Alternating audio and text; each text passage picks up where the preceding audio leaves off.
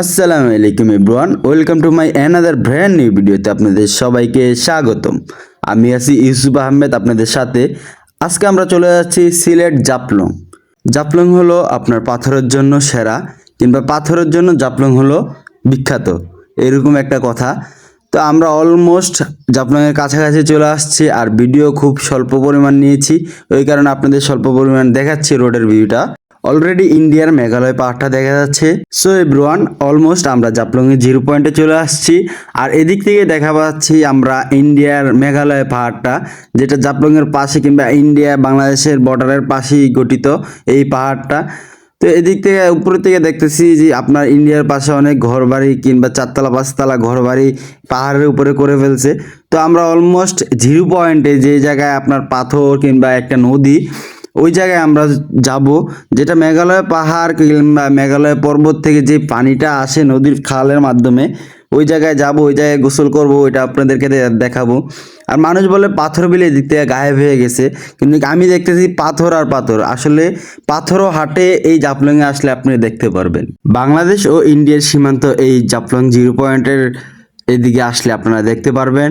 তো এই সাইড থেকে আসছে, ওই সাইডে আছে মায়াবী ঝর্ণা, পরে আছে হলো সাদা পাথর, ওই যে দেখা যাচ্ছে ইন্ডিয়ান ফ্ল্যাগ কিংবা ইন্ডিয়ান পতাকা।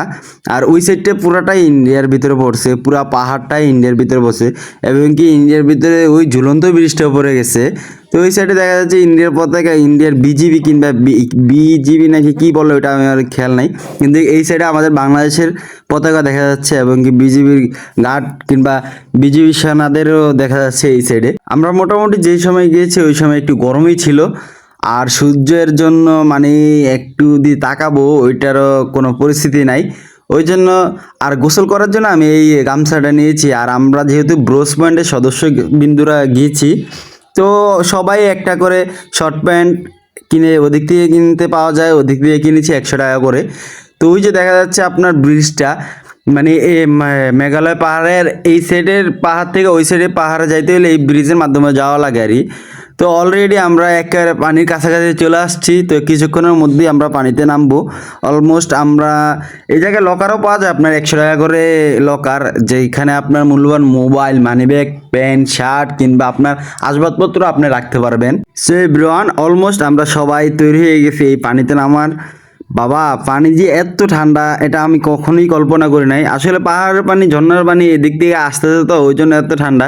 তো এই যে দেখতেছেন ব্রোসমেন্টের সবাই এক কালার, আপনার শর্ট প্যান্ট কিনেছি আমরা সবাই, সবারটা এক কালার, কিন্তু আমারটা একটু ডিফারেন্ট, কারণ আপনাদের ভাই একটু ডিফারেন্ট পরতে পছন্দ করে। তো সবারটা এক কালার আর আমারটা একটু ডিফারেন্ট। তো অনেক মানুষ, প্রচুর মানুষ, আসলে জায়গাটা অনেক সুন্দর, তাই বললে এত মানুষ যাচ্ছে। তো ওই যে দেখা যাচ্ছে আপনাদের ইন্ডিয়ার সাইডটা, আর এদিক থেকে ওই যে ইন্ডিয়ার বিজিবি দুইজন ওই সাইডে বসে রয়েছে। ইন্ডিয়ান পর্যটক আবার আইসা আপনার ওই যে ওদিক থেকে সিঁড়ি আছে কিংবা নৌকা আছে, ওনারা আবার নৌকা ভবন করতে পারে ওনাদের এরিয়ায়।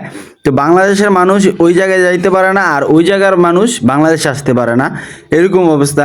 কিছুক্ষণ পর পর আপনার বিজিবি আপনার বাঁশি বাজিয়ে বলবে যে আপনারা এই বেশি ওই সাইডে যায়েন না, কিংবা আপনার বাংলাদেশ সীমান্ত অতিক্রম করেন না, এরকমভাবে বলবে। ওই যে দেখা যাচ্ছে বিজেপি দুইজন, তো ওই সাইড দিয়ে ইন্ডিয়ান পর্যটকরা আসে, আইসা এই জায়গা ভ্রমণ করে কিংবা নৌকা চড়ে।